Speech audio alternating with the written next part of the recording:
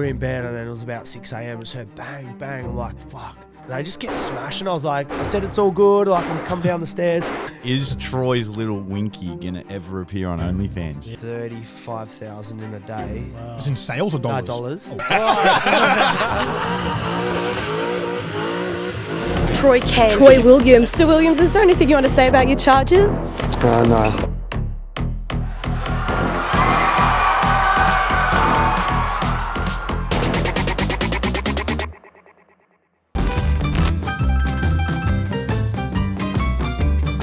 And pretty much what I said to my mum the last time I talked to her was, you should have left my foreskin on because then I would have a bigger penis.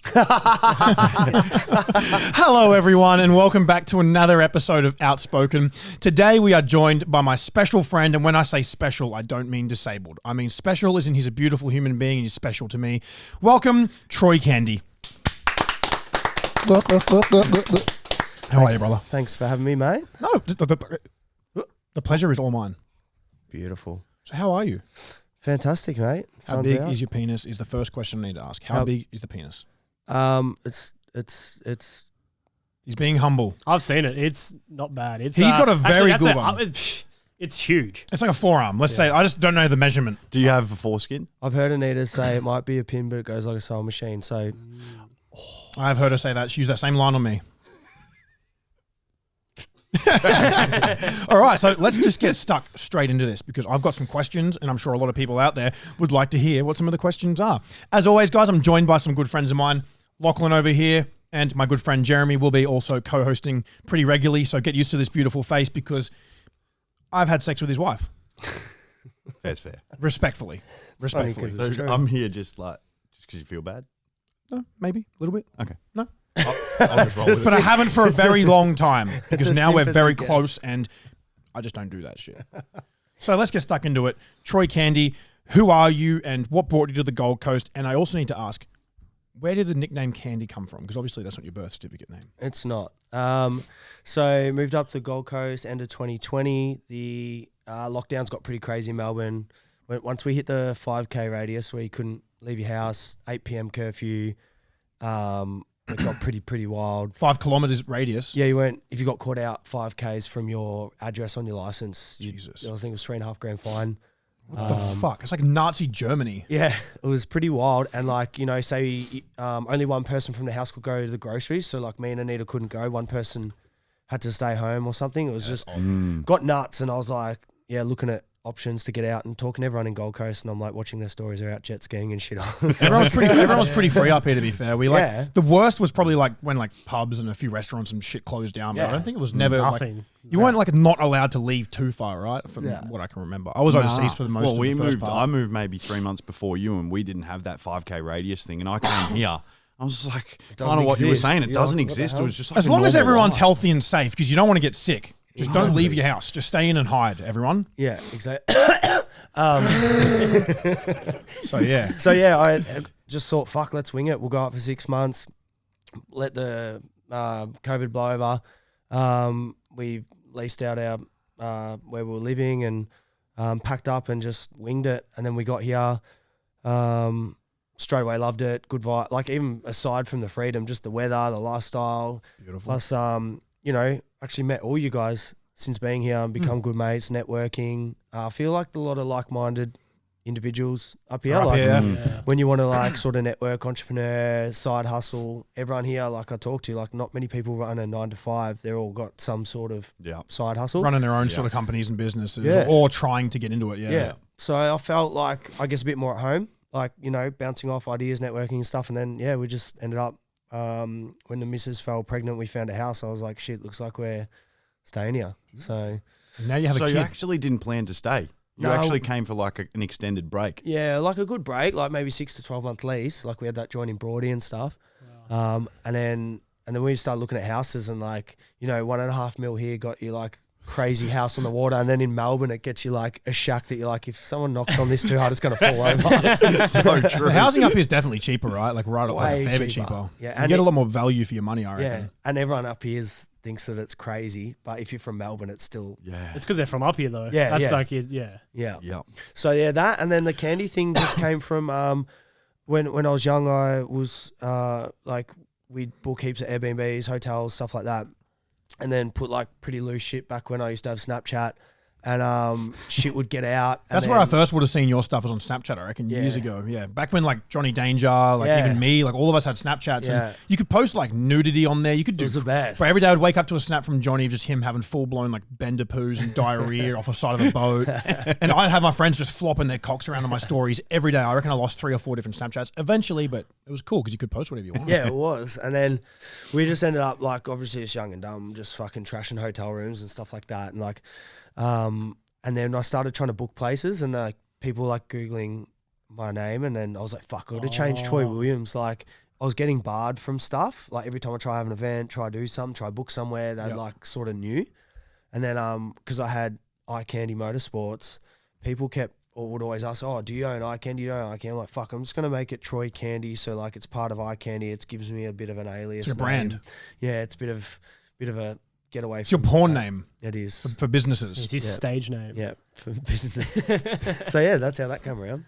And haven't you brought a bit of heat to the Gold Coast, might I add? Not making many friends up here with the old police. If you're watching, thank you very much, police, for pulling me over yesterday and drug testing me, and it was negative, even though I was high on every drug under the sun. Don't know how I passed the drug test. Better luck next time.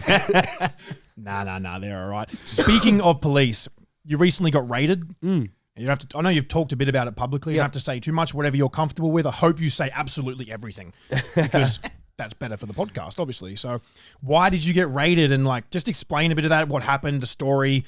We'll probably play some footage for you guys watching whilst he's explaining it, because that was madness when I saw that. It was nuts. That was crazy. Never had anything like that. So, ironically, I got away from Melbourne to get away from the police, which has been really good up here. Like, because I'm into my cars, so I was getting harassed non-stop in Melbourne, and here actually no incidents. Like, have such good run. Well, it's all been pretty chill. All of us up here have been pretty chill. I haven't had many problems with police up here either, to be fair. Like, no, it's been pretty crazy. And then that took me by surprise, because you know how there's heaps of like little shit cunts running around raiding people, stealing cars like that.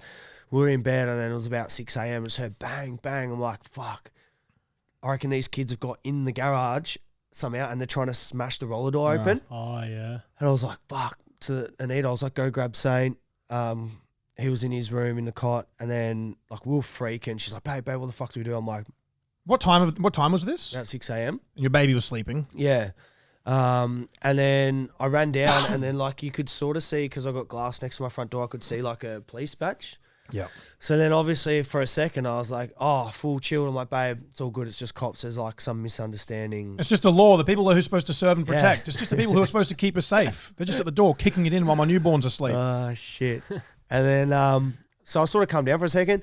I was yelling out. I was like, because I thought maybe I'd been asleep for ages, and they were yelling out, police, knocking, and then they'd got to that stage. And then, so I was sort of just yelling out. I was like, it's all good. I'll open the door. Give us a sec. I'm walking down in me jocks. And then they just kept smashing. I was like, I said, it's all good. Like, I'm coming down the stairs. Then bang, they finally got it open. They ran upstairs, tackled me into the wall, threw me on the ground. Any damage? The door's fucked. That's like, I think it came to $8,500 for the quote. My God. I did hear that you hurt your back and neck as well. Yeah, that's another process we haven't got into. Sprained pinky and stuff. Yeah, but of course. Anita was standing there holding Saints. Like, she was fucking shaking. I was shaking. Then the cops like, oh, detain her. I'm like, she's holding a kid. What the fuck are you gonna like? Yeah. She's sitting there in her pajamas. The kid could have been a bomb. The kid could have been a bomb. His baby could have been a bomb. So at this stage, I'm like, okay, I know I haven't done anything wrong. But maybe like I've either been like framed or mistaken. Like, cause I'm like, this is serious. Like, this is like whatever they think is going on to smash someone's house in, throw them the ground. You don't just get raided for like, 100%. Something crazy like, must have been going on. Yeah, I've been set up, or there's a mistake or whatever. So at this stage, I was still like, all right, once we clear shit up. And then anyway, they cuffed me, took me to the lounge room. Like, what the fuck's going on? They gave me a warrant, and then I read the warrant. It was like, Troy Williams warrant search for drugs misuse act, something selling drugs from Arundel, and I'm like, okay, this isn't like, I thought maybe they had the wrong person, but it's literally got my name, and it said namely cocaine. So it was like, it wasn't even like mysterious, like, is Troy selling drugs? It was like Troy Williams selling cocaine from Arundel. And I was like, what the fuck? I'm reading the thing. And then, the search started happening. They started ripping apart the house. Did they break anything? They Except for the door? turned everything upside down. They fucked the front door. They also, after they didn't, actually, they found... so I get like, same as you get companies say, hey, can you promote our product? Someone said, oh, I've got CBD oil. Can you promote the... CBD is not like illegal, is it? Or is it still not like technically legalized? I don't know. I think it's like a certain milligram is legal or some shit. No, like it's that. got to have no THC or under a certain amount of THC. Pure CBD has no THC oil. You can't get high from it. It's not a drug. Like it's legal pretty much everywhere in the world. So it's probably not in Australia. I don't know. I think there's like it's like a real grey area at the moment. I think like Well, they found some CBD oil there, which. Well, you guys know I don't smoke. I'm not into weed, THC, nothing. So I don't know. That was just sitting there. I think it was old as fuck. Did they kick up a stink about the CBD? That's one of the charges for misuse of drugs act. Oh my God. So was the CBD at work or was it at home? I forgot what the word is. Like assumed that the accused would, if given enough time, hide the evidence. Yep. And from what my solicitor says, like I've got no priors. I've never dealt drugs. I've never been caught with drugs. I've never What the fuck? I'm a full straight A businessman. There's no reason that I should be assumed to be one to destroy evidence. Yeah. So they just did the whole thing very wrong. It was pretty traumatic for me, but more the missus and the kid and of shit. Of course, that's horrible. Like it was nuts. The thing is, it's like you guys have had legitimate businesses and many of them for years and years and years. You put in the work, you're doing well. Yeah. Why would you even need to do it to like, why'd you take that risk with a family and a house? You got multiple businesses, lots of staff. Yeah. Why would you need to be doing that anyway? It's just weird. Like, I know. I think it comes down to tall poppy syndrome a little bit. I think I could be wrong, but I think a lot of like police maybe are looking at people like ourselves and like, oh, they're too young to be doing well. Like that's not right. They must be doing something dodgy. They don't realize times evolved. Like it's so different to 10 years ago, 20 years ago, 30 years ago. Like it's so much easier to make money from so many other ways now. You just got to know what to do and work smart. Like you can make millions of dollars every year from just online businesses. And, I think police are like, oh, no, they can't be doing that. That's not right. So let's try and fucking pin things on them and go after them. There's so much more crime happening. People getting shot every day in Sydney. There's like break-ins, stabbings, fucking things being stolen, actual serious drug trafficking going on. And they're coming after we're very public. We're public figures. We're all on the internet. We're all very vocal, very public with our personal lives, our work, everything we do money-wise. It's like, we really have nothing to hide. So I feel like them coming for people like us or yourself, it's just like, no, it's just weird. It's just to like you said, it's tall poppy, rough them up, get away with it. At the end of the day, they've spent probably $50,000 to $100,000 on surveillance of they've had cars watching us. I've had drones in my backyard for months since January. I got calls in February from Combank trying to shut down my accounts until I prove more where my money's coming from. You pay tax and shit though. So I know, but this is what's stupid is they've spent whatever hundreds of thousands on the door, the operation, the raid, the surveillance, and then they just use our tax money to cover that. It's like I'm paying to have myself fucking raided. I've paid $1 million in tax in the last 2 years. Yeah, so I'm technically paying for a few police officers' wages there. Yeah, that's nuts. Is this obviously this is a massive time inconvenience and then the family, but how's it affecting your name as well? Yeah. And obviously your and how your fans are perceiving you. Well, they had, when I went out, there was 9 News and I said, what's he doing there? And they said, oh, we don't know. And I said, so some guy from 9 News randomly thought on Tuesday or Thursday morning to come to my address just in case. Just coincidentally stand around. And they're like, oh, no comment. We don't know. Do you reckon the news pay them? Is that how it works, you reckon? Yeah, for sure. Because they would know. Before they even knew what I got charged with, I'd check the news at 9 in the morning, already straight away. Troy Candy, part of organised crime raids, all this shit. So yeah, what you said, it definitely jeopardizes your name. To people that don't know me and they look at it and they're like, oh yeah, fuck. And you do a lot of work with charities and a lot of things much like that. So it's they could even look at you a bit differently and be like, oh, we don't know if 100%. And that's not good because you are doing a good thing. Yeah. You're giving money to charities, you're helping people around the world in all different. I pay my taxes, I run my businesses, I do charity work, I help people out. I'm as straight as it gets with I doing think things. that the biggest problem would be because a lot of your fan base, they love to fucking do reckless shit with cars and they can be loud and a bit fucking angry. Not angry, but aggressive. They're just bro, fucking the boys, let's fucking rip cars up and that. Whereas I think that probably would be the biggest problem. I'm not sure. Do they just associate drugs with the car scene? Or you never know because it's funny. I watched this clip.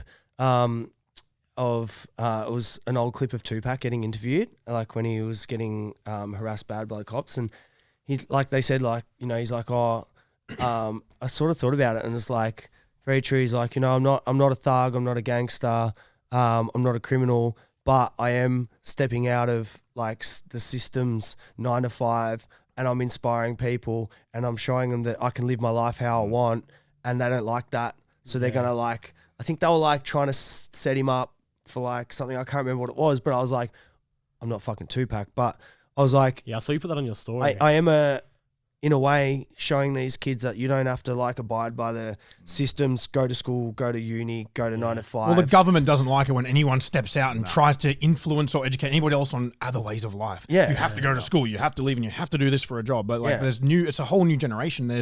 You can make money doing everything, and you're inspiring people to be their own bosses, to grind on their own journeys and be entrepreneurs and do these things. So could be another big reason they're like, oh, we don't sad to think of that as well, though, for how these like obviously going to some events with you and how these young kids are looking up to you, and it's like, this is what I want to do, and maybe it's possible because I'm watching Troy do it, but now it could change like the picture. Yeah, in they their see head that and they're like, oh, he just sells drugs. Yeah. That's how he gets Yeah, by. 'cause people That's are how he has gonna all these assume cars. that. Yeah. And so it's like fine. they're painting a shit picture now because it's like he's done all this work, and now the kids are like, oh, has he, or like if it's just, you know, if there's like young kids out there going, fuck, I want to open my own car shop, or I want to do YouTube, I want to do this, and they've got all these aspirations. I like Troy's house and cars, like that's the life I want to live. Yeah. And then it says, oh, Troy's part of selling drugs and shit. There goes all their hopes and dreams. Like, yep, see, no one can make it unless they're doing the wrong thing. So it's a bit of a shame, but I do think it's like whole part of like having a cult influence, and then You've got power. It's just having power, you know what I mean? Like, Yeah. you've got your own form of power in a way, and they don't want anyone else to have power. Anything that's like out of their control a little bit, which is kind of essentially this is out of their control a little bit. You can have thousands and thousands of people in a car park in an hour if you wanted to. Yeah. Fucking Yeah. doing crazy shit. Not that you educate them or influence them to do that, but yes. that's the But reality even of that, it. like, we're not breaking the law. Like, that's not a crime, but they see it as a crime. Like, if I had a meet, there'd be 50 cops there trying to shut it down, do this, do that. But it's like you said too, it's part of, you know, it comes down to tall poppy syndrome. Someone out there is barking these orders to get the warrants, which I'm so disappointed in the justice system that they did even get a warrant like that with no prize. But anyway, we'll see what happens when it goes to court. But there is like a massive thing of tall poppy syndrome there, which is, it sucks. Like, I knew that straight away. Like, that's what even made me, I probably was a little bit lippy. Like, when the chick cop was going through my, through the work, I was like, I just was talking to him like, I'm so baffled why you guys are taking this so serious. And she's like, well, blah, blah. I'm like, why would I sell drugs when we earn the money we earn? Like, you've obviously been watching what we do. She's like, what do you mean? I'm like, well, you know, my missus makes more than you in a year in a month. So like, and she fucking did not like that. She's like, no, she doesn't. I'm like, yeah, she like does. checking through some she had to like justify. She's like, no, she doesn't. Yeah, she's Well, like, well, she does. what? And I'm like, on her website. She's like, she can't make that much. And I was like, okay, whatever. Sign And up, like, have a I was look. like, fuck. If you're gonna be wankers to me, I'll be wankers. Yeah, 100%. Like, give back the energy you're getting. It's I feel bad for the good. Like, there is some good cops. there's a lot of that good I've cops dealt out there with. for sure. And that's a huge thing, which it's a double-edged sword putting this shit on social media, because one side you put it on and they're going to go, fuck Troy, let's get him again, let's go hard. But on the other edge of the sword, it's like, you're going to walk over me and treat me like shit. I'm going to stand up for myself and 100%. show the world the wrong that you guys are doing. So, yeah, I might, we'll just work out if I'll cut this out later, but I'm going to court. We've sorted a resolution, but part of the resolution was I have to sign an NDA. So if they fix my door and drop the cases, I can't talk about it. Oh, wow. Or I go to court, beat them fair and square, and I can talk about it. So that's where it's at. Oh, if they're making you sign an NDA, they're scared. Yeah.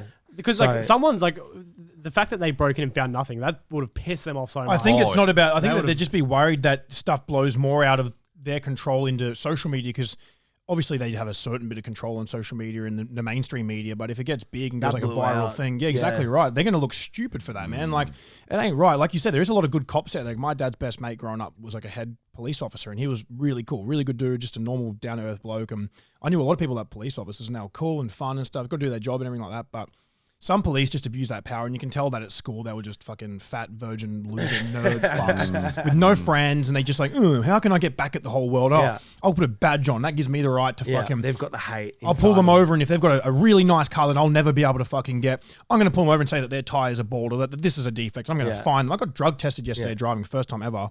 And I was literally out the front of my appointment for the spinal surgery thingy just to get dates and everything for my surgery. They pulled me over literally across the street from it. Jeremy drove past me. I texted him. I'm like, fuck, I've been pulled over. I was like, I don't know what the hell's going to go on here. They're doing drug testing, not even alcohol testing. And I've heard if they start doing drug testing before they do the alcohol swabbing and all that other stuff, that means that they're probably watching you. And I was like, maybe. Like the new car I've just got not in my name yet because I'm just waiting for a few things. But so I don't know if that was just a coincidence. But, I've noticed them driving past my house plenty of times late. And I've got cameras. Like they think I can't see them. Like they're not really hiding. I can see them driving past regularly. They go past my house. I've had drones. Don't know if it's police or just random fans, but I've had drones over my house as well. Yeah. And I'm like, cool, watch me all you want. There's literally nothing. Like, I say some fucked up shit on the phone. That's my humor. I just say dark. That's not an offense to have a dark sense of humor. Yeah. I say fucked up shit and I party, and when I'm in certain countries, like weed's legal in America. I smoke weed when I'm there. All that sort of stuff. But it's like, I don't know. Cops they're just strange. I feel sorry for the ones that are doing the right thing, and then you get people like this make everyone just go, fuck police. Like, you paint them with the same brush. Yeah. Same as car enthusiasts. They do it to us. You get people going out in main intersections, doing burnouts in shit heaps, and then they pull someone like me over in a nice car and fucking go to town on me because they're like, fuck it, this hoon, Surely someone cops like a bit of heat from what they like did to you, like 100%. Whoever gave those orders is definitely going to be in trouble. When we went to Nick, because he got raided too. When he went, so that's the thing, they raided me, Nick, and Adrian, and found nothing through free raids. They didn't break into Adrian's house or Nick's, right? It was just yours. They knocked, So out of 3 houses, businesses, properties, all these things, all they got was some painkiller. Yeah. Well done. And then we went down.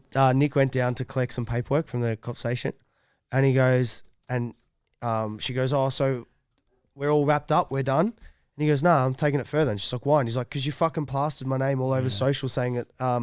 She goes, that was the news, not us. And he's like, how the fuck did the news get there? Yeah. And then she goes, well, how do you think we like being gone viral over Troy's Instagram, smashing his door down? And he goes, that's what you did. Like, literally did that. They didn't even try to knock. Yeah, no. Just knocked. No, that's when I watched it back. I'm like, maybe I slept through the knocking and that's police, like, hello. And then I watch and they just walk up and they're like, bang. Oof.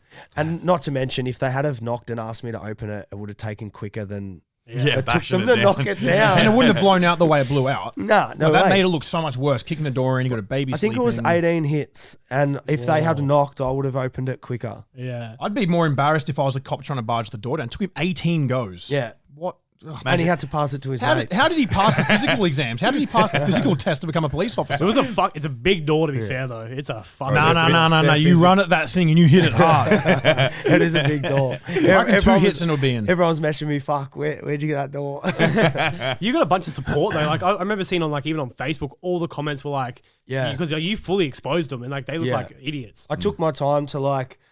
get off. I'm like, fuck, I wish I had footage of how traumatic it was. And then I clicked the fucking baby monitor. Oh, yeah. I'm like, you'll hear it. You'll see Saint, like... He just stops and he's just like confused, trying to figure out what's happening next. Yeah, so like, it was good. And then I found some footage from the front camera and I like put it all together. And that way there's no bullshit. If I just sat there talking, people are like, oh yeah, I'm sure police just came to your house, smashed it down in front of your kid, and you did nothing wrong. You know, like people who... And they're forced to see the facts and like, oh. Yeah. Oh, well, this didn't happen. Yeah, people who have never been harassed by the police can't fathom it. But once you've been harassed and you know how it goes. Like, well, people don't just get harassed for no reason. He would have had to have been doing something. And you're like, well, no, literally, like, this is what's happened. Like, it's, I don't know. I've definitely had my fair share of cops targeting me over the years. Nothing too bad. They were pretty chill about the parties I did and stuff like that, which was always good. But probably just wanted an invite. Yeah, I know, probably. It just confuses me as to why they go after people like that. Just people that are minding their own business, doing their own thing, succeeding in life, doing good things, just, you know, working. And it is honest work, you know, you're not doing anything dodgy. So it's like, there is people out there doing a lot of fucked up shit. Honest work. I've got a question. I don't know if it's going to be selfish or maybe bisexual. Is Troy's little winky going to ever appear on OnlyFans? Yeah. No, I can't do it. Can't do it. Anita gets asked like... But do you look at me like... I get asked all the time. So we've got to tell them now. I'm like, I think let's provide some context here. Yeah. Let's provide some context for everyone watching. Troy's partner, fiance, Fienchi, wherever you are in the world, however it's pronounced. Anita did start an OnlyFans recently, and from the sounds of it, she's doing very well. Yeah, it's popping. It's and good. I personally like it because I might have signed up. Does it tempt you? You're like, oh, imagine we could triple what the fuck you've just done. Oh, bro, I honestly, if I wasn't doing all my other shit, yeah. would it ruin your other shit? Can she collab with me or Jackson? Because I don't do it anymore, but I mean, why are you looking at me like that? Bro, he's the times I've turned Izzy down and you're trying to hit on me. Now, Bree, speaking of the OnlyFans, your partner's doing OnlyFans and stuff. Like, you guys obviously just look after each other. You both make good money and stuff. What are your thoughts on Andrew Tate, how he said men should be entitled to a percentage? Good question. Because I'm a manager. Yeah, there you go. You're the manager. You take a manager's fee. I respect that. It's a manager's fee. Tell you what, it's a big change. Like we've been seeing each other since 2016, 17. Yeah, right. It's always been sort of like she's always worked hard. Like she's run laser clinics and beauty salons, and she's worked 80-hour weeks for $1,000 a week. Like she's worked hard. But now there's but I've always been more I guess, provided for us. That's just the old-fashioned sort of man. You provide for your woman, your family, you get out and do the work, they help out around the house. And which I love it. Like, there was nothing better than, I remember when she'd always wanted a GLE 63, and then when I finally had the money together, say, babe, we're going to go down and get you that GLE 63, or I love that. But now there's been a shift of, her providing for the family. So, I had a massive tax bill come in that was unexpected, and she's like, I've got it.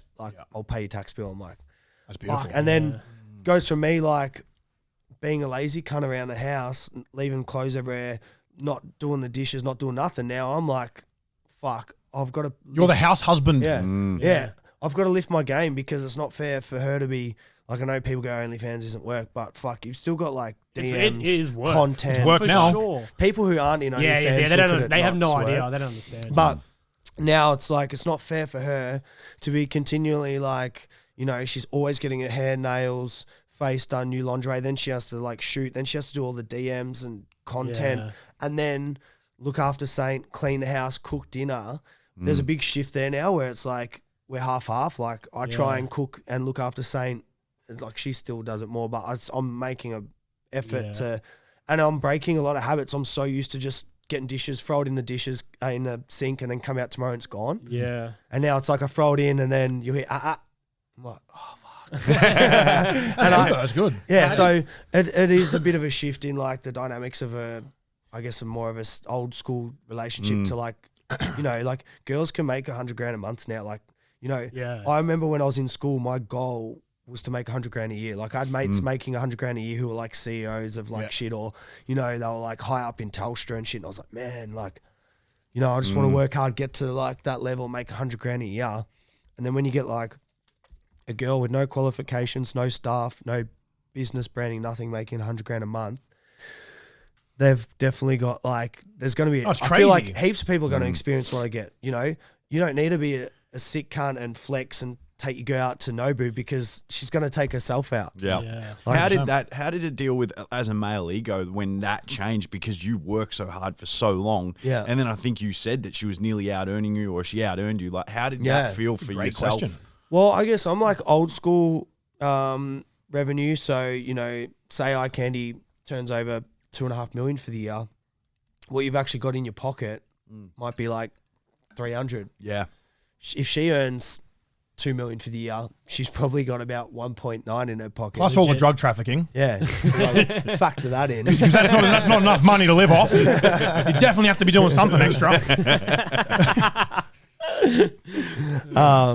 So yeah, there's definitely I guess like you said, it's quite easy for her to out earn me, even though I've got old school business, I've got factory rent, wages, super, work safe, insurance, regos, fuel cards. So much. She's shit. got hair, makeup, nails. It's a lot of it's just maintenance for girls. Yeah. Props, outfits, clothing. Yeah. It's a whole different one. That's when it comes in it's not work. But just because one person has a different job doesn't mean that makes OnlyFans stuff not work. It's just all different forms. Everyone has a different definition of work, I think. There's fucking people that, I don't know, do OnlyFans and make crazy money. There's people that work in offices and make whatever money. There's people that have companies that's clothing. It's everyone's got different jobs. Yeah. If you can fucking get a hustle to make you money. If it's legal and you're making money from it, it's a job. Yeah. 100%. It doesn't matter if it only lasts for a month or 3 months. It's a job. 100%. In this day and age, there's so many young like entrepreneurs who are just like killing it at like 16, 17, 18. Like just the internet is just.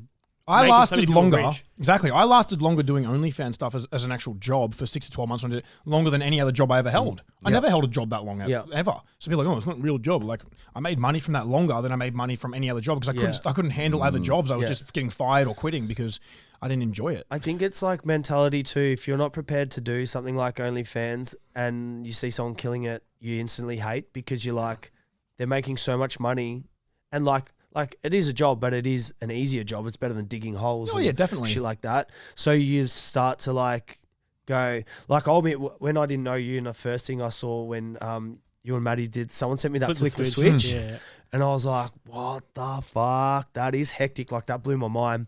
And then like I found out like you're doing OnlyFans and shit. And I was like, fuck, I could never do that. And then now my mentality, because Anita's like, babe, you know, it's fucking hard. Like, you know, this and that. I'm like, I just keep telling her, like, babe, never in life has people been able to make this much money this easy with this less qualifications.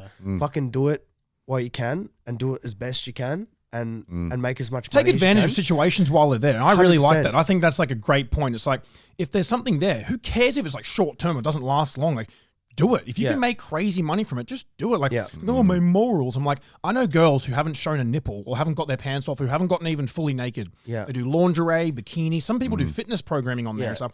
I know girls doing 6 figures a month who have never shown their boobs. Yeah. They go, I don't want people to see me like that. Well, okay, that's you. Like I respect the people who don't want to do it. Just if you don't want to do it, don't go and bring down other people that are doing it. Just keep your fucking mouth shut. Yeah. Or the girls that do it, and they're like, oh, I'm only making $5,000 a month. I'm like, when I was in school, to make $5,000 a month, you get up at 5 a.m., you dig holes till 4 p.m. every fucking day, and maybe you'll make $5,000 a month.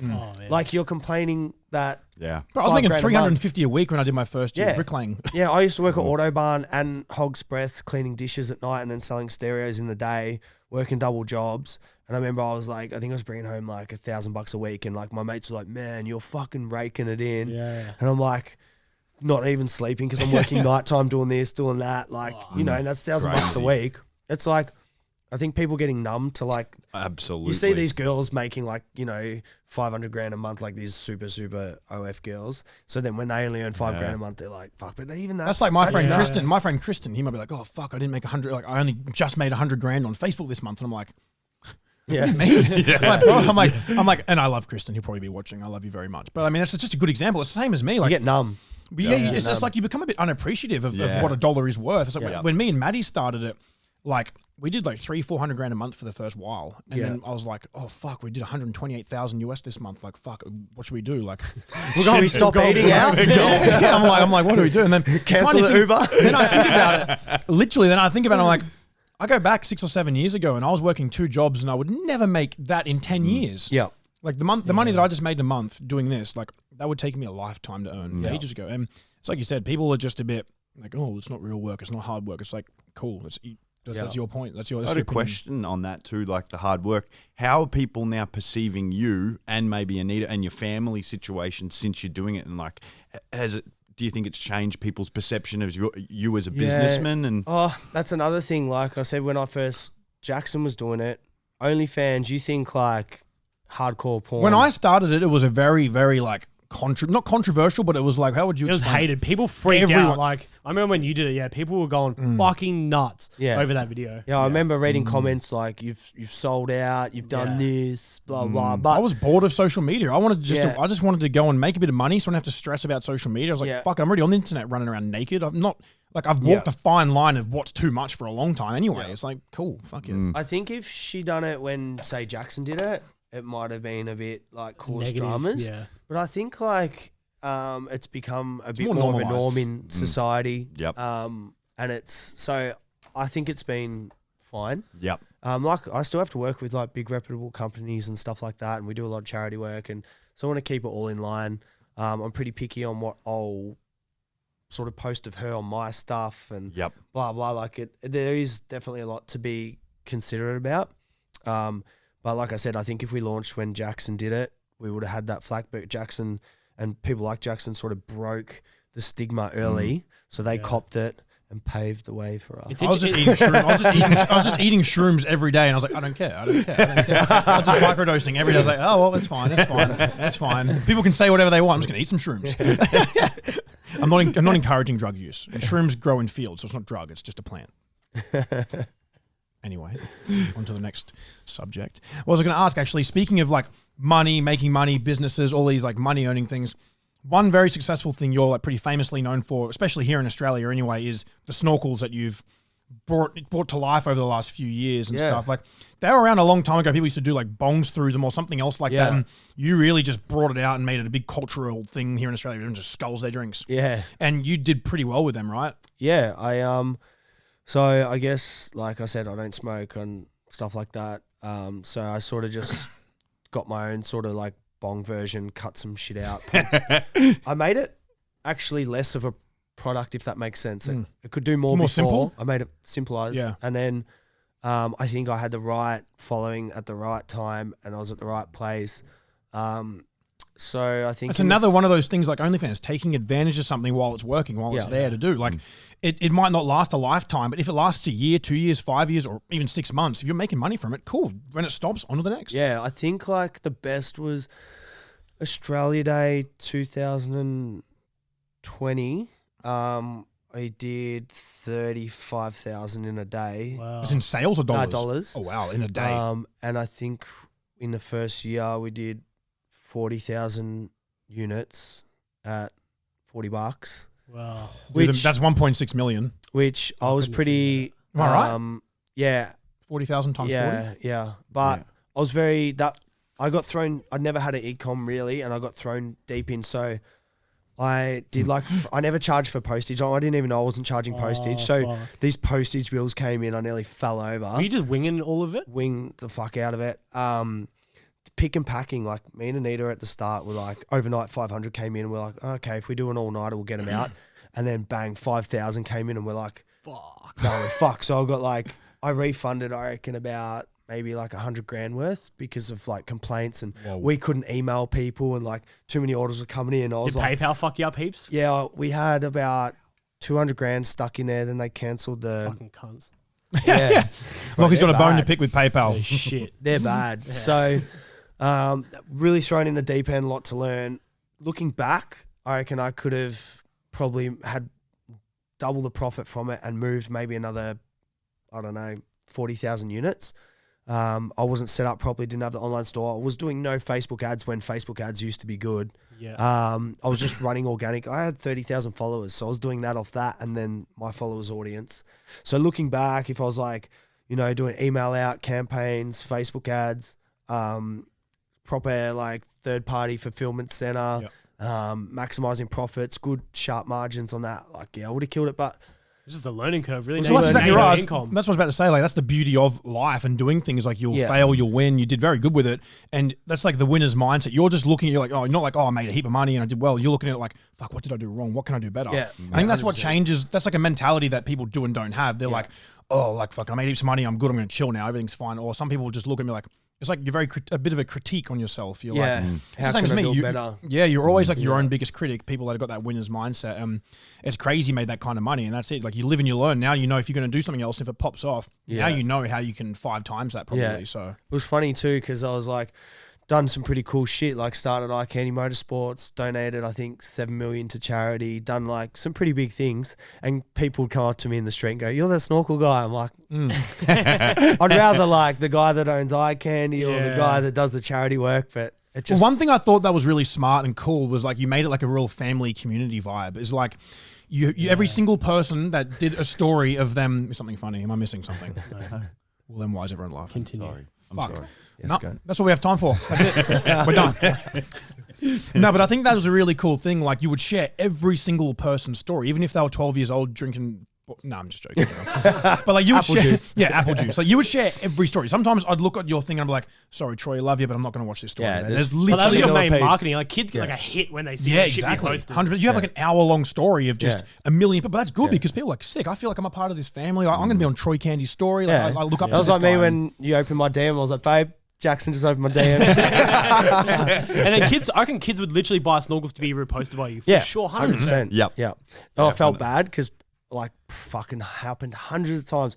They'd do a snorkel, tag me, like something hectic, like a whole bottle of Jaeger or something. Yeah. And then it wasn't my snorkel. Oh. And they're like, reshare, bro. I'm like, bro, it's not my, I don't make black ones, or I don't have that shape. And they're like, I thought you own all snorkels. I'm like, no, there's like 50 copies now. There was a lot of companies doing them. Bro, they came up after I did it. It was just like, and I was like, do you know what annoyed me? Like, I at least called it the snorkel. At least call it like beer sculler or just come on, man. Like, if you're gonna copy the product, and I did pink and green, and everyone that came out pink and green.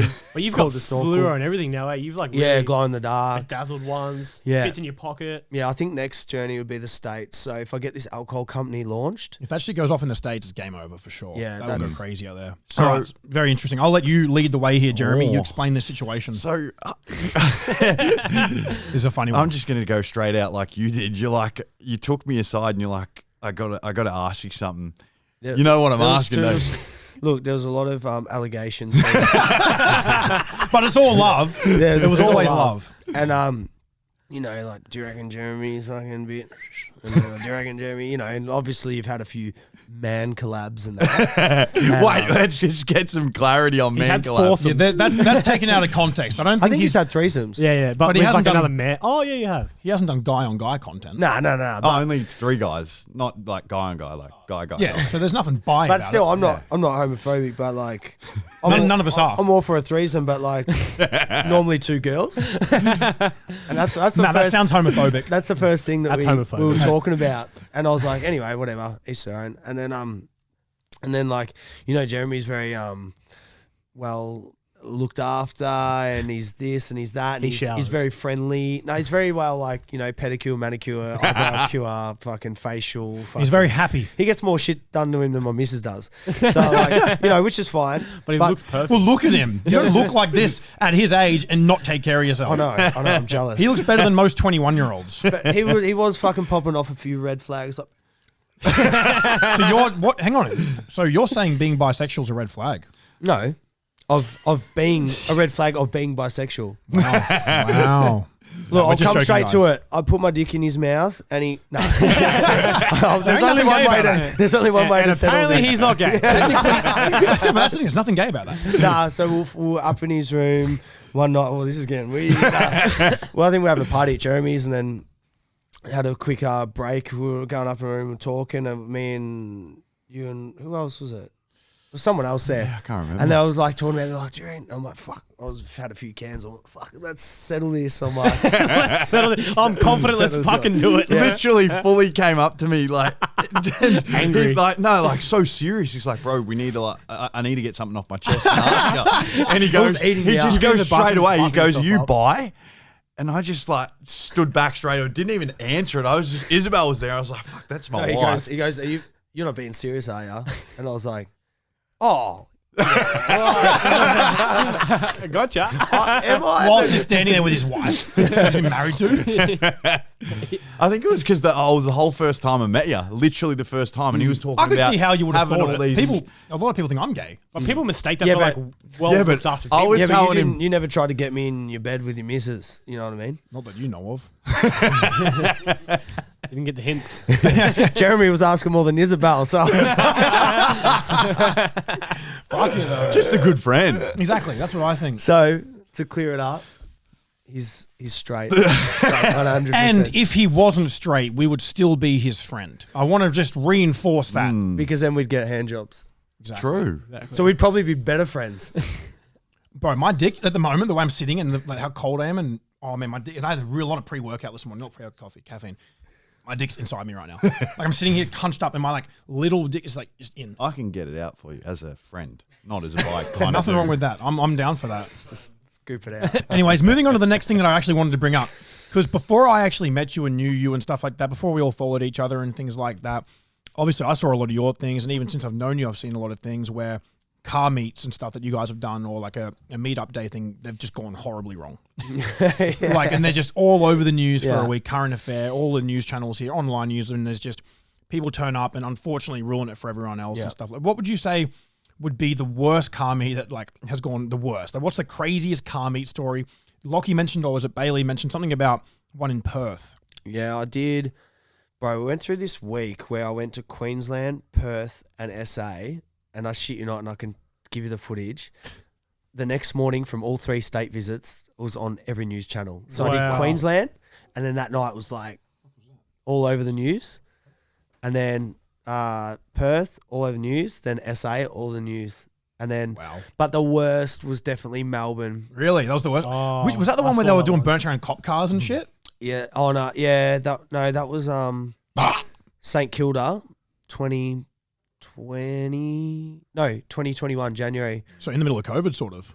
Yeah, it must have been Close-ish. actually it was when Melbourne just got out of lockdown. I think that's why, because people were just in lockdown. Yeah. For so Pent up long. energy and Yeah. just like, fuck, I need to get out and just do Yeah. some destruction. How long? Did you leave pretty early once that shit happened? Yeah, I could see what was going to happen. People just getting heated up. Fuck Shit. that! I don't get too much negative shit, but I had a lot of people. Oh, you ruined the cast. Like people don't have anyone to blame, so they blame But me. it's not even your fault. I It's know. the car scene that does it. I know, I know, and they're like, "Oh, fucking Troy and his meats and this and that," and I'm like, "Yes," because I had some secret plot. I was like, "Let's all go here and do burnouts," and I actually picked St Kilda because I'm like, "No way."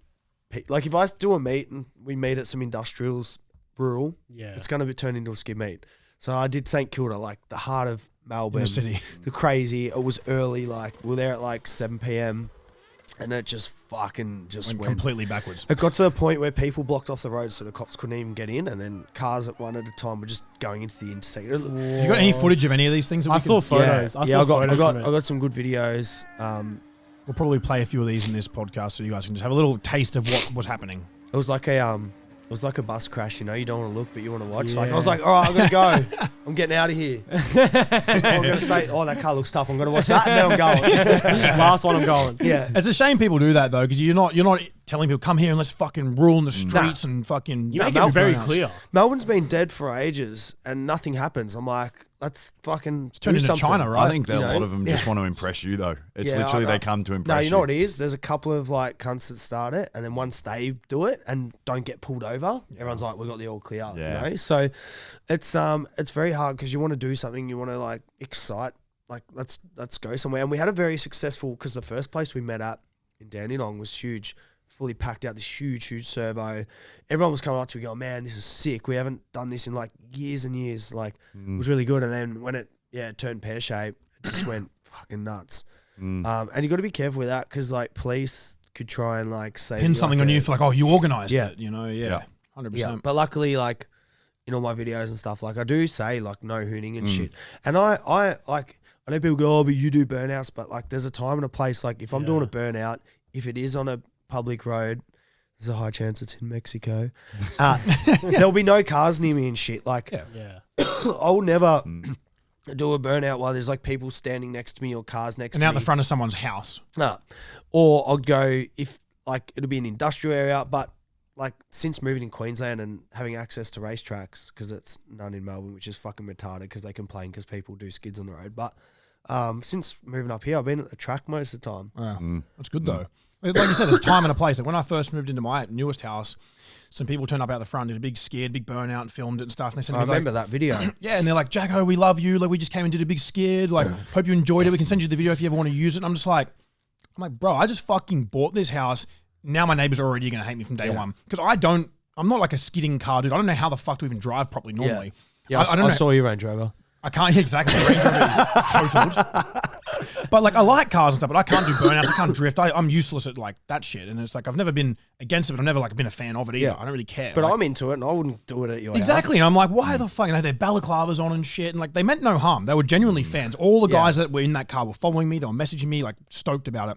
And I just said, look, fucking do not do that shit. I said, I've just moved in here. This is where I live. It's the only place on earth where I don't want to be disturbed. Yeah. Like, oh, we thought like because you do pranks and this. Like, I do them on my friends. I don't do them on people that I don't know. Yeah. And if I do anything where it's pranking in the public, it's just words and just tripping people out a bit and confusing. I not would never. affecting the neighborhood. I'm not like going to damage any of their shit. I'm not going to Yeah. go and disrupt their home. Like you don't just turn up people's houses and do that.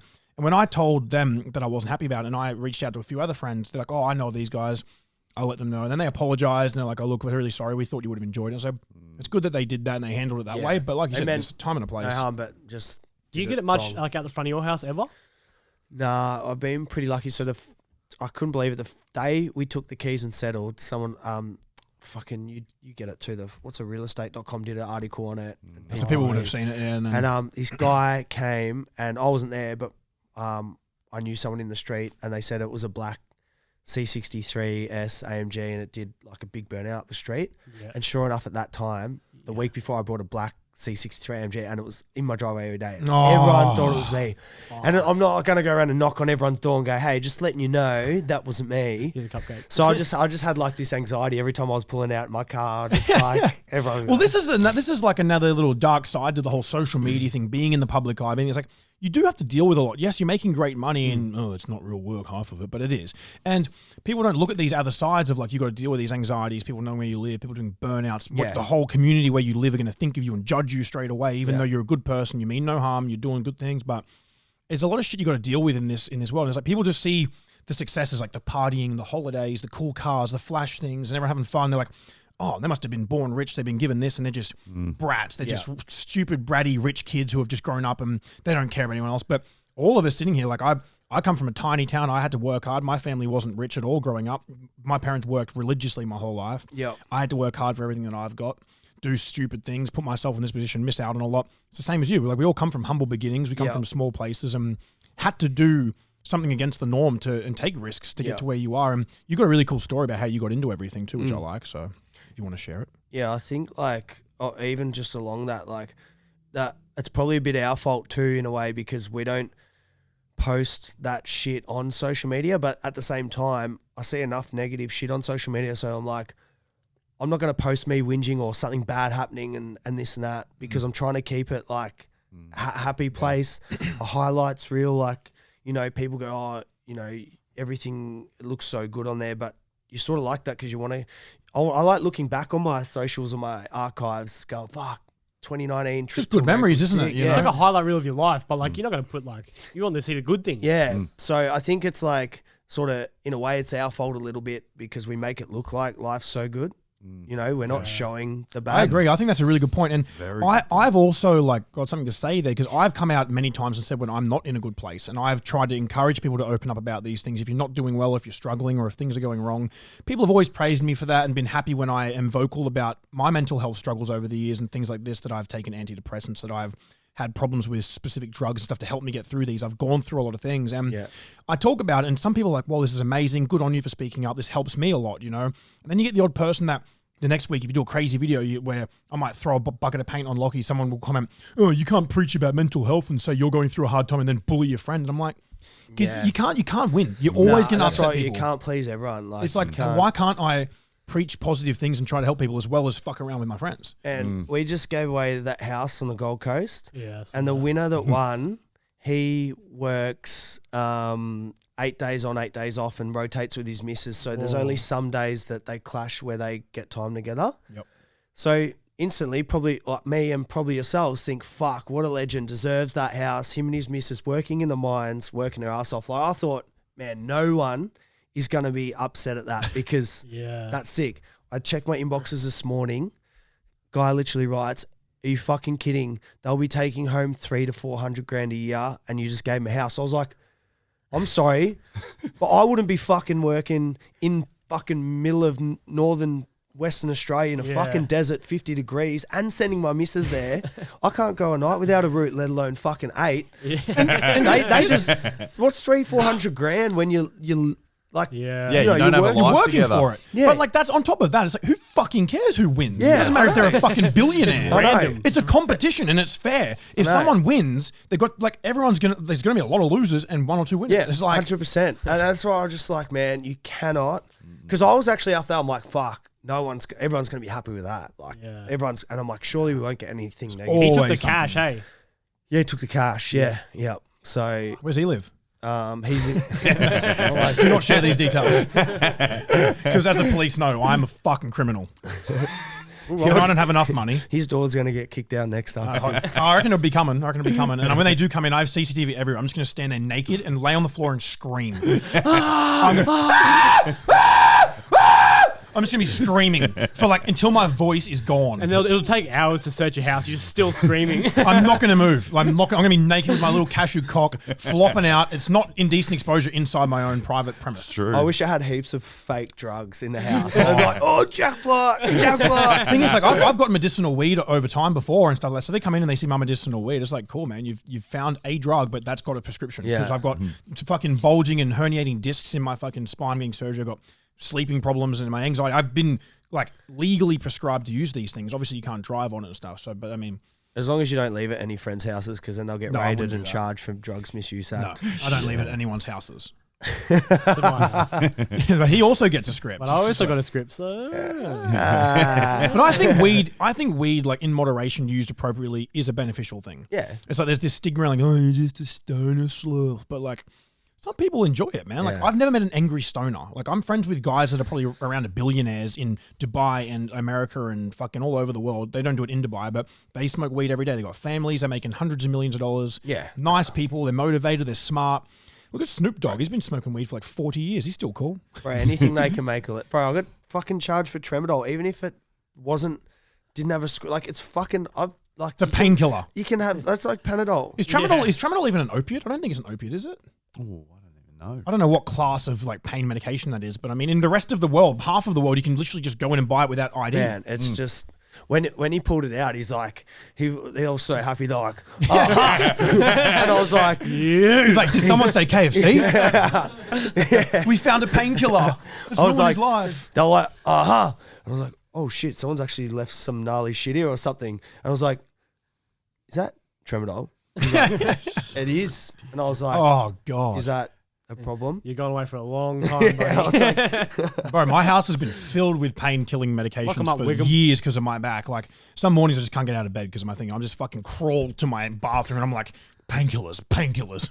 And like, but if they came in my house looking for it, I've got fucking my name on everything. I've Yeah. probably got way too much, but I mean, it's all prescription. When I spoke to my solicitor, he goes, honestly, like, because I said that's a joke, like charging someone with no priors and shit, trying to give them a drugs misuse act over Tramadol. He goes, honestly, that's just come down to they've looked like dickheads, they've smashed your door, they're on camera. Yeah. If they don't even get one little thing, Yeah. like they straight up have to pay for all the costs. Did they have the chest cameras on as well? Yeah, so we got that, but they edited it, so now we're trying to get The the original Whoa. footage. yeah, they muted it and they chopped fits out. So Because that'd have when they threw you into the wall. yeah, Oh my God. Assholes. That's like one thing I've always done with media. If it's news interviews or even just sit down talking interviews and stuff, I've always had my phone recording in my pocket. yeah. So then if they decide that they want to chop it up and manipulate the footage, make me look weird or make No, me they look took bad. phones straight away, laptops, hard Yeah, of drives. course. Probably had 15 wanks over Anita's phone. They've yeah. still got hers. Troy got his back. Like, Bro, but like, day with, after. like, it's funny, but it's not. Like, what if like that was really for me and her to only see? Where's the privacy? She's got no priors, no nothing. How can they just Are they smash checking it? like every message, every photo? You Yeah, reckon? we went open. They went into her Snapchat and seen some like that was open on a video in their Wow. Snapchat I might become a cop. from your kitchen. Whilst you're saying this, I've just decided that I now want to be a police officer. Yeah, They're good people. I want to be one of The them. public's gonna have to start wearing body cams soon. But I just thought, chop- yeah, yeah. bro, 100%. Well, that's what I thought yesterday. I'm like, what So kind of true. society do we live in where people are fearing police? Yeah. Like, I'm not doing anything wrong in my car yesterday, and there's a cop. I'm like, fuck, I'm going to get pulled over. I'm going to Yeah. get pulled over. I'm a young person with a nice car here. I've got tattoos. I look like a fucking drug dealer. My money obviously isn't legit to them looking at me. Like, I get pulled over. I'm like, oh, fuck me. Here we go. And you said he was pretty harsh too. He was just like, oh, I was like, mate, can you just try to be quick? Like, I have got a very serious appointment. I've been waiting years to get my fucking back worked on. And he's like, mate, we'll take as long as we need. And I'm like, oh, here we go. What about when I got done in the rolls and he tested me positive? He's like, no, you've been on yeah, meth. for meth. I was like, bro, I'm not on meth. And he goes, that's what it says. I'm like, do it again then. They I check gotta- me for amphetamine. I got to go. I got fucking Flynn in the car. We've booked a shoot. I'm like, I've got a video Yeah. I got to go do. He's like, nah. And I said, just do it again because I definitely don't have it. He goes, mate, this is the problem. If I do it again and maybe it does come out negative, but then you smash and kill a girl and then they test and find out it was positive and I let you off. I'm like, bro. So I had to go back to the cop shop, wasted hours, tested. And he thought I was like, I was like, I haven't. He goes, yeah, that's what everyone says, mate.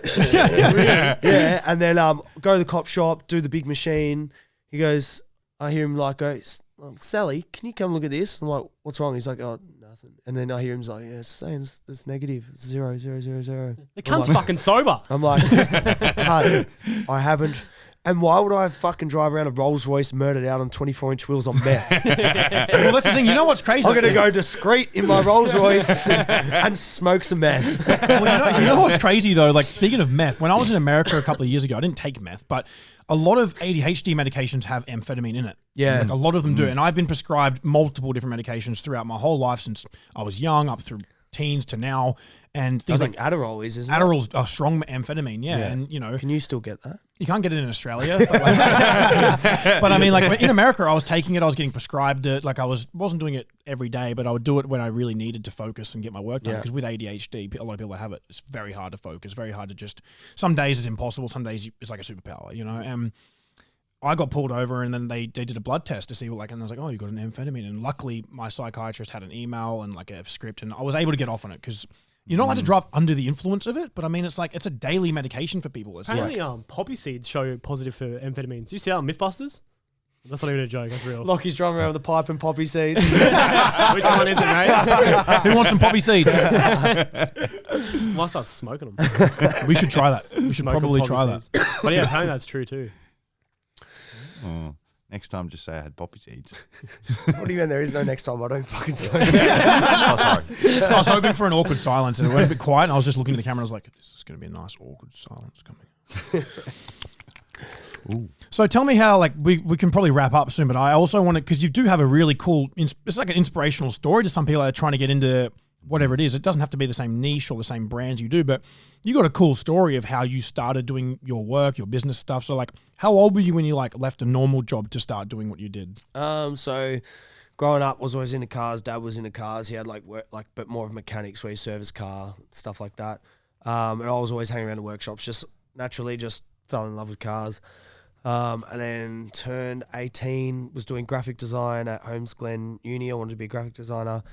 So I went there, and then I realised... what is going on over there, cunt?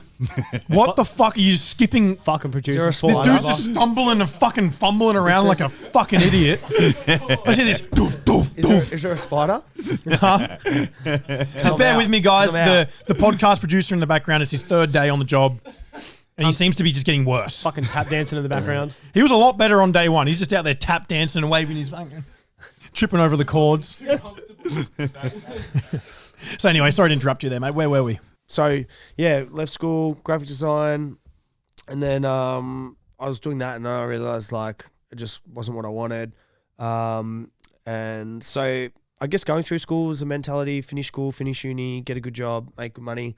Then just getting a bit of a look into like what I'd be doing for work. I got to the stage where I was like, you know what, fuck it. I'd rather I don't really care about the money. I'd just rather actually. It's where it all starts for everyone, I think. You know, a lot of people obviously want money, but it's like for me with my videos, I was like, I just want to do this for fun. Yeah. And if it goes somewhere, great. Yeah, I think I got a job. It was labouring. It was like $250 a day cash, which was fucking epic. Oh yeah, back then as well. And I started in the morning, fucking went and brought some work boots and fucking, I got there to site at 5 a.m. I'd never been up before 9. And I was like, my Didn't eyes sleep. were burning, and I was just like, Eating poppy seeds. literally for about an hour in, I'm like, fuck, I'm going to tell this guy I don't want to do this anymore. Like I was literally, a truck came and dumped heaps of timber, and then the guy it dumped it like here, and then he's like, hey, all that timber there, I need it there. And I was like, do you, Bart? Like, and it was like, and I literally was just me. So on the shoulder, bang. It took like hours. And I was doing it, and I'm like, fuck, how do I tell this guy I don't want the job? Like, thinking I'm really going to let him down. Like I'm some gun worker. I'm like, oh, I've got to let him down easy. Comes up to the end of the thing, goes, thanks for today, mate.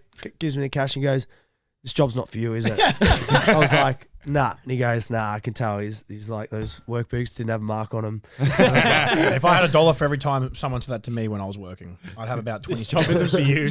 I was like, 4 pieces of wood. there was a house, and like they were renovating it, and there was like stumps, and he goes, crawl under the house, and I need you to dig around the stumps so it's all clear, ready for us to re-stump it or some shit. And the house was like that, so I was like army crawling.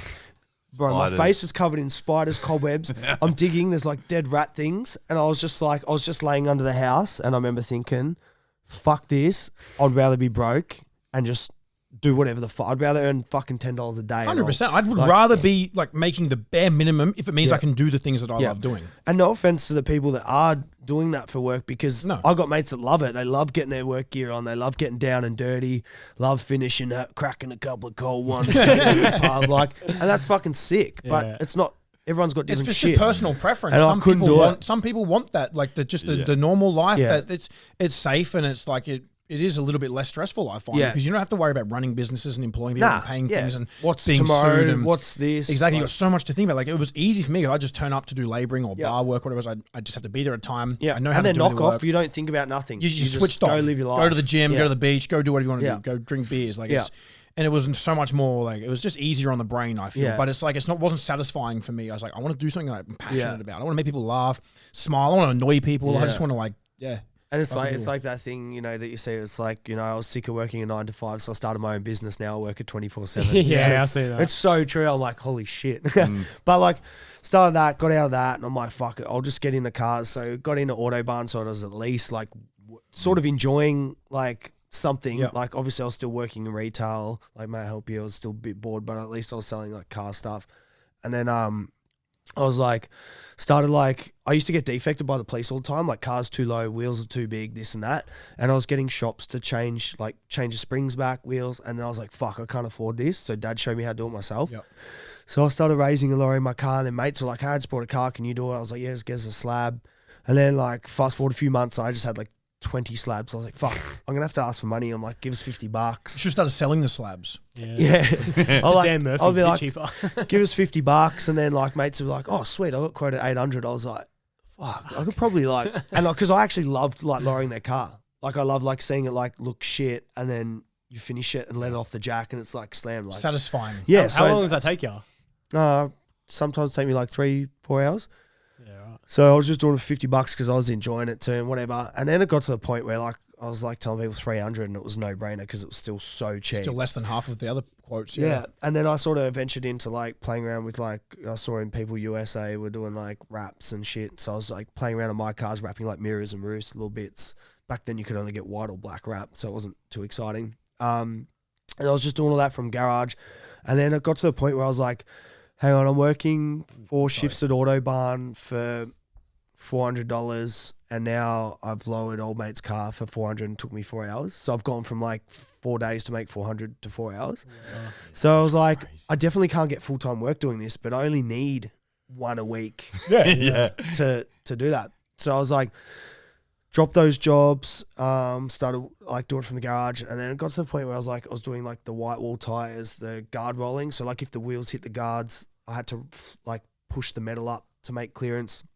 I'm doing that, bit of wraps. Was that just you at this stage? You didn't have any staff? Yeah, definitely just me. Yep. And loving it. Like just if someone rang up, I'd just let's fucking get me shit. How good is it doing something you love though? Like when you like even with this podcast, it's so early and stuff like that. So it's hard for me to say exactly, but like the last couple of years, I've like not been doing a lot of stuff I enjoy, and it's just like fuck. I'm just like I'm floating around in life, just doing shit to distract my brain, and it's nice. I'm not going to complain that I've got that financial freedom, but especially when you have a bit of financial freedom, there it can be a dangerous cycle of just shit. But when you're doing stuff you enjoy, you wake up, you're like fuck yes. Like, it doesn't matter about money. Yeah, 100%. Yeah, and the older I've gotten, the more shit I've watched.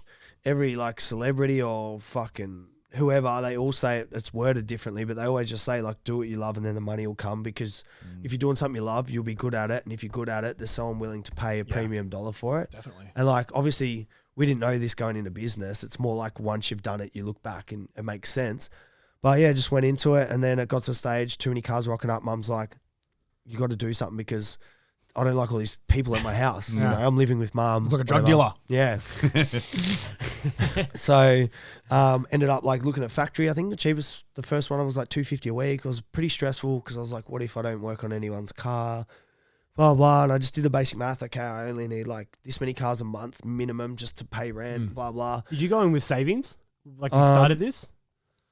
Nah, because I was spending more on my car pretty much. Yeah, gotcha. But I had a little bit behind me, like enough for the bond, 3 months and stuff like that. Anyway, I moved in and I got, I think, right place, right time. I remember I made a Facebook page called like, because you couldn't do business. But also, don't discredit yourself. Like right place, wrong. Like all those things. Like yes, it's definitely a good start, but it's like it takes someone to have the right brain for it, and you got to work and you got to enjoy it. You got to stick it out and think of ways to improvise and adapt to things as you get and just progress and get better. Like that's where it's like the right place, right time thing. But it's like the snorkels. It's like, well, no one else was doing it. You're smart enough to see an opportunity and take it, and that's what people need to do. And there's still risk. Like you got to take that risk. Like no one guaranteed income, no one guaranteed nothing. But I remember I'm like, fuck, what do I do to like? Because I was just servicing my friendship group. I'm like, to get more money, I can't rely on like my small friendship group. If I got bills, I got to like, how do I advertise?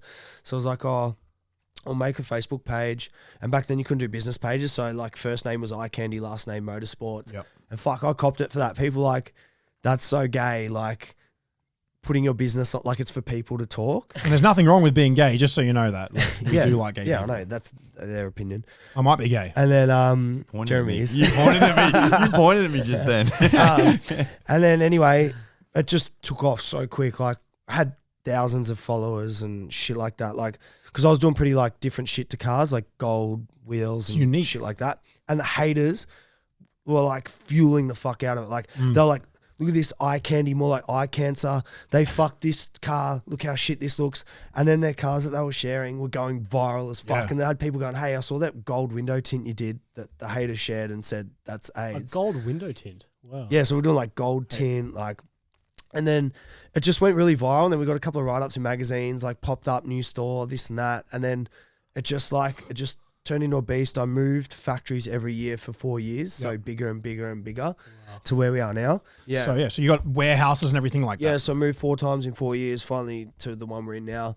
And then while that was going, I just kept improvising, going to the States, finding new trends, new things, doing crazy builds on my own. Like did like a unicorn fucking chrome Camaro. I've done did a car that looked like a F-18 fighter jet, took it to the air show. That cool creative shit, like it's really dope. Yeah, and that like comes from like not looking at going, how can I make money? I was like, fuck, I want to show people how cool I can do shit. And that's where like the money followed, because people would ring up and go, fuck, I didn't know you could do that, or I didn't know you could do that. And like a couple of big things that like were cool, like I reached out to Candyman like years ago, like 2018-ish, saying like I saw you had liked Versace and gold and shit. And I'm like, fuck, can I wrap your Lambo gold chrome? Because no one did you do that? Yeah. Yeah, right. There you go. And then it's still gold, right? Yeah. Wow. And then once we got it, I got back, and then actually I didn't hear from 6 months, and like that's another thing. Like people are like, oh, I can't believe you're gonna email him and you're just like some shit cunt from Frankston. You miss 100% of the shots you don't take. Exactly. And that is a recipe. I was a bit shattered, I didn't hear for 6 months, and I was like, because I made like a sick mock up and shit. And then 6 months later, I get an email back going, oh wow, can you actually do that? I was like, fuck yeah. So flew up there, did it, and then he ended up, when I get back, his PA rang and said, hey, can you do the Ferrari, the G-Wagon, the Bentley? Whoa. So we did them all gold. And that's high profile work too, you know. People are going to see it. Yeah. It's someone of a bit of a status as well, and like you're doing good jobs on good cars. It's like whoa. Yeah. That's big. But like once again, did it cheap because I was just so excited to do a gold Lambo. Like I'd never seen a gold Lambo. I've seen them in like Dubai and shit, but I hadn't seen it here. So stuff like that, I think like really is what got me through to elevate to next level. If I was just thinking about money, I'd be like, you know, trying to come in hot, hit him with full price. He's going to go, I can't be fucked. I like what you said about like, there's a difference between like passion, money, purposes, and doing these. It's like me. I started the videos knowing there's not going to be much money. I'm pretty controversial, like run around naked. I do crazy shit. It's going to be hard to make money from doing that. Yeah. Whereas Onlyfans was pure money. Like that was like, that's a money decision. It's like, I'm not going to put my emotions and feelings. I'm going to do it, make money. I'm good at fucking. I'll get in there. There's and a little make money. bit of passion for a little bit of passion because I do like to fuck. Exactly. There's a little bit. Called half my problems. But that's the difference. It's like doing things that are motivated by money compared to stuff like that. It's like, cool, I'm going to get in and just make my money. There is different. There is definitely different. Like you go through stages in life. Like I'm at the stage in life now where I can't lower someone's car for fun for $50 because I've got a kid, I've got a mortgage, I've got this, and like. You do go through these stages where you're like, all right, I need to pull my finger out. This new venture, if it's not worth my time, I'm not going to do it. So like I've gone from like starting that business and then like the Troy Candy thing and the snorkels, and then that got into the giveaways, which was like huge for us. Like that's so much advertising just doing like I think that's one impressive cars. thing you've done is you've always kind of just kept evolving. You're not stuck on like you've got so many businesses it's all happening. different. And like it does, Yeah. they don't all have to be popping off going well. As long as one of them or even a couple of them are doing Yeah. pretty good, you've just got so much going on. And that's something that I've struggled with doing is businesses over the years. I'm not Yeah. good with that stuff. I'm good at getting in, making content and fucking off. Like I'm not Yeah. that great with the business side, whereas a lot of other people are. So Yeah, but I found like they're all stepping stones. Like Eye Candy happened, and Troy Candy wouldn't have happened. Like no one would have followed Troy Candy if I didn't have my own shop. And then if Troy Candy didn't happen, I couldn't have done the snorkels. And then if I didn't have the money from that to start taking the risk to give away cars, I couldn't have done that. And then like from that to like, you know, now I've got money to invest to start this alcohol company. Like they've all been stepping stones. So like I look back at what I earned at Eye Candy and I'm like, you know, fuck, it's like wasting my time in a way. But I'm like, hang on, I couldn't have done that and that and that and that. And they're all like stepping stones and, you know, networking and people that you meet through doing these things. Some things might not have seemed worth it, but you look back and you're like, fuck, if I didn't do that though, I wouldn't have met this person who told me about this. And everything happens for a reason. Yeah, 100%. So that's sort of the journey where I'm at now, where I'm just trying to like go pretty hard now. Like, you know, this alcohol company, I'm hoping it's going to be the... And there's always going to be like hate in certain things as well. It comes with everything. It comes when you're doing well at something. Yeah. Like if you're not getting a bit of hate or not people aren't talking like it means you're probably doing something wrong. Because like people don't hate and talk about losers. They're focusing on people that are winning and doing well. It's like when I first started OnlyFans, he's messaged, "Oh, you're desperate. You're a sellout. I can't believe you're doing this." I'm like, I am desperate. Yeah. Fucking oath, I'm desperate. I've got a family that I want to look after. I want to retire my parents. I don't care how I make the money. If it's legal, cool. I'm going to retire my family. I want to buy a nice house. I'm desperate. I've got a Lambo and I want two. Exactly. But that's the problem. Everyone's egos are so bad. Like I know it sounds like I've got an ego because I've got a house, a car leasing, but it's like people's egos are like, oh, that's just, you know, you've got no morals. You're doing this because it's desperate. I'm like, yeah, cool. People need to be a bit more desperate. You have to like, if you're not into that, then cool, don't do that. But there's other ways to make money. If someone calls you desperate, it's just like, I do want to make money. Of course I want to make money. Yeah. Like, 100%. We can't do what we can do forever. Like if we can capitalize and make cash now and set ourselves got up, to use it while it's hot. why the fuck wouldn't you do it? Which I actually wanted to bring up one very cool thing today, and it's to do with Lockie. When Lockie was a bit younger, he did firefighting. Yep. Can you explain to us how old you were when you did firefighting? Sort of looks like a firefighter. What now, was you it? say. And what was the Mustache. craziest? What was the craziest situation you did when you were doing the firefighting stuff? When would we do firefighting? About 4 or 5 years ago. That's not even How old long were you when ago. you started it? And what was the craziest situation? Um, Unfortunately, guys, that's all we have time for today. So thank you for tuning in.